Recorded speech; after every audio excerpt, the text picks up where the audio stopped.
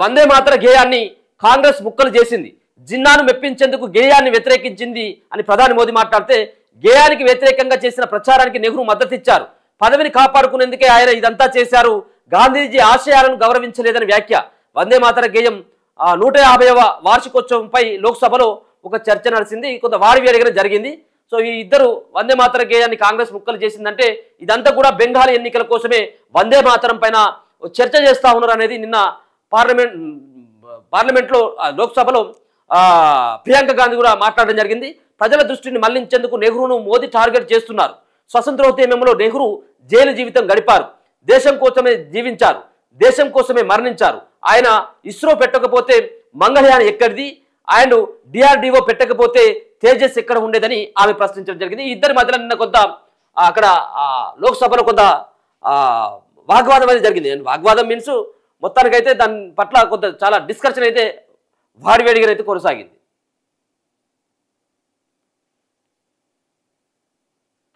ఒకసారి దానికి సంబంధించినటువంటి సారాంశాన్ని కూడా చూసేటువంటి ప్రయత్నం చేద్దాం. వందే మాతర గేయాన్ని కాంగ్రెస్ పార్టీ జవహర్లాల్ నెహ్రూ అన్యాయం చేశారని ప్రధానమంత్రి నరేంద్ర మోదీ ఆరోపించారు. జాతీయ గేయంలోని కొన్ని భాగాలు ముస్లింలకు నచ్చకపోవచ్చని మాజీ ప్రధాని నెహ్రూ అన్నారని తెలిపారు. 1937లో మహమ్మద్ అలీ జిన్నా వందే మాతర గేయాన్ని వ్యతిరేకించారు. జిన్నా నేతృత్వంలోని ముస్లిం లీగ్ వందే మాతర గేయానికి వ్యతిరేకంగా ప్రచారం చేపట్టింది. ఈ ప్రచారాన్ని ఖండించాల్సిన కాంగ్రెస్ పార్టీ నెహ్రూ ఈ ప్రచారానికే వత్తాసు పలికి వందే మాతర గేయం నుంచి కొన్ని పంక్తులను తొలగించారు అని మోదీ ఆరోపించారు. గేయాన్ని కాంగ్రెస్ తుక్డే అంటే ముక్కలు చేసిందని, ఇది దేశ విభజనకు బీజాలు వేసిందని మోదీ విమర్శించారు. వందే మాతర గేయం 150వ వార్షికోత్సవంపై సోమవారం జరిగిన ప్రత్యేక చర్చలో ప్రధాని మోదీ మాట్లాడారు.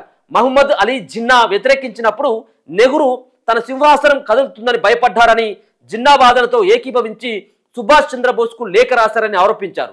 గాంధీజీ ఆశయాలను కూడా కాంగ్రెస్ గౌరవించలేకపోయిందని అన్నారు. వందే మాతర గేయానికి జరిగిన అన్యాయం గురించి నేటి తరం యువతకు తెలియాల్సినటువంటి అవసరం ఉందని మోదీ పేర్కొనడం జరిగింది. అంతేకాకుండా మాతృభూమికి విముక్తి కూడా కల్పించిందని చెప్పేసి అంటా ఉన్నారు. గేయం గొప్పదని పునరుద్ధరించాలని చెప్పేసి కూడా మాట్లాడుతూ ఉన్నారు. నిన్న అది ఇగో బకిందా కాదు బంకిం బాబు అనండి టీఎంసీ ఎంపీ మాట్లాడుతూ ఉన్నారు. వందే మాతరంపై లోక్సభలో చర్చ సందర్భంగా ప్రధాని మోదీ మాట్లాడుతుండగా తృణమూల్ ఎంపీ సౌగత్ రాయ్ అడ్డుకున్నారు. వందే మాతర గేయ రచయిత బంకిం చంద్ర చటర్జీని ప్రధాని బంకిందా అంటే దాదా అని పలుమార్లు సంబోధించారు. అదే సమయంలో సౌగత్ రాయ్ కల్పించుకొని ప్రధాని దా అని సంబోధించడంపై అభ్యంతరం చెప్పారు. సోదరుడు అనే సంబోధించేందుకు బెంగాలీ భాషలో దా అని వాడతారని, సాంస్కృతిక దిగ్గజానికి ఇటువంటి పదం వాడటం సరికాదని పేర్కొన్నారు. బంకిం బాబు అని ప్రధాని సంబోధించాలని సూచించారు. దీనికి సానుకూలంగా స్పందించిన ప్రధాని వెంటనే స్పందించారు. ఇక నుంచి బంకిం బాబు అని సంబోధిస్తానని వెల్లడించారు. తన పొరపాటును సరిచేసినందుకు సౌగత్ రాయ్కు ధన్యవాదాలు తెలియజేశారు. కాగా వందే మాతరం విషయంలో విభజనను సృష్టించింది ముస్లింలు కాదని డిఎంకే ఎంపీ ఏ రాజా అన్నారు. ప్రధాని మోదీ చేసిన కామెంట్ను ఆయన ఖండించారు. వందే మాతర గేయాన్ని కేవలం హిందువుల గేయంగా చిత్రీకరించింది మీ పూర్వీకులే అంటే బీజేపీ ఆర్ఎస్ఎస్ నేతలనే అని వాళ్ళని ఉద్దేశిస్తూ డిఎంకే ఎంపీ అయినటువంటి ఏ రాజా కొన్ని కామెంట్లు చేస్తే, బెంగాల్ ఎన్నికల కోసమే వందే మాతరంపై చర్చ అంటూ ఎంపీ ప్రియాంక గాంధీ ఫైర్ అయిన్లు.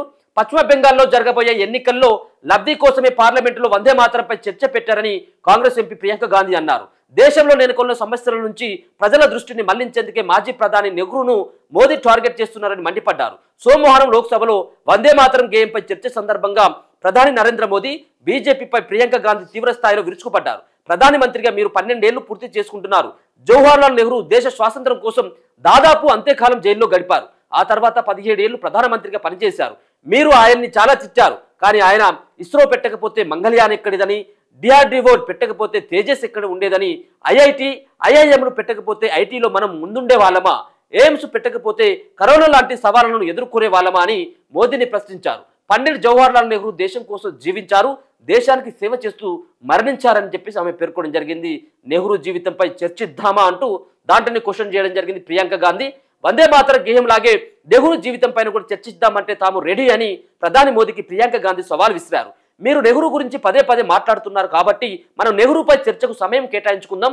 ఆయన గురించి మీరు ఏం మాట్లాడాలనుకున్నారో ఓ లిస్ట్ రెడీ చేయండి, వాటిపై చర్చిద్దాం. దేశం వింటుంది కదా, ఇందిరాగాంధీ ఏం చేశారు, రాజీవ్ గాంధీ ఏం చేశారు, వంశపారపర్య రాజకీయం అంటే ఏమిటి, నెహ్రూ తప్పులు ఏమిటి, ఇవన్నీ మాట్లాడుకోవాలని ఈ చాప్టర్ను ముగిద్దాం, ఆ తర్వాత నిరుద్యోగం, ధరల పెరుగుదల అంశాలపై చర్చిద్దామని అధికార బీజేపీకి సూచించారు. అంతేగాని పార్లమెంటు అమూల్యమైన సమయాన్ని వృధా చేయొద్దు అంటూ నిన్న పార్లమెంట్లో ప్రియాంక గాంధీ వర్సెస్ మోదీ సంబంధించినటువంటి మధ్యలో వాగ్వాదం ఒక తీవ్ర స్థాయిలో ఒక దుమారం లేపింది అనుకోవచ్చు, వందే మాత్రం సంబంధించినటువంటి గేయం పైన. సో ఇప్పుడు అంతా కూడా బెంగాల్లో ఎన్నికలు ఉన్నాయి కాబట్టి బీజేపీ పార్టీ స్ట్రాటజికల్గా ప్రజల దృష్టిని మరల్చేందుకు ప్రయత్నం చేస్తుందనేది ఇక్కడ కాంగ్రెస్ పార్టీకి సంబంధించినటువంటి నేతల యొక్క వాదన. సో ఇది నిన్న జరిగినటువంటి అంశం నిన్న లోక్సభలో.